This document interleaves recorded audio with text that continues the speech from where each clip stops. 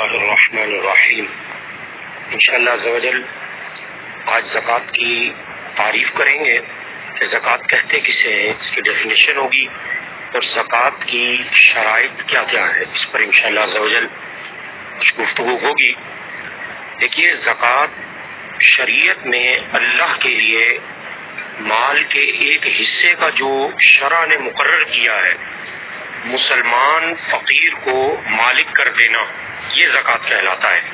اور وہ فقیر نہ ہاشمی ہو، نہ ہاشمی کا آزاد کردہ غلام ہو، اور اپنا نفع اس سے بالکل جدا کرے۔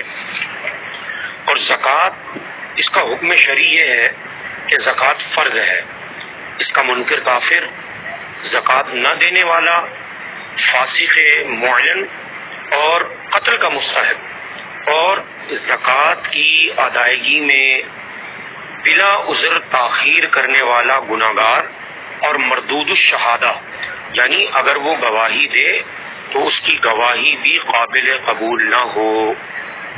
انشاءاللہ عز و جل ہماری دوسری نشست میں زکوٰۃ کی جو شرائط ہیں وہ ذکر کی جائیں گی۔ اللہ رب العزت سے دعا ہے کہ مالک دو جہاں ہمیں ان مسائل پر عمل کی توفیق عطا فرمائے۔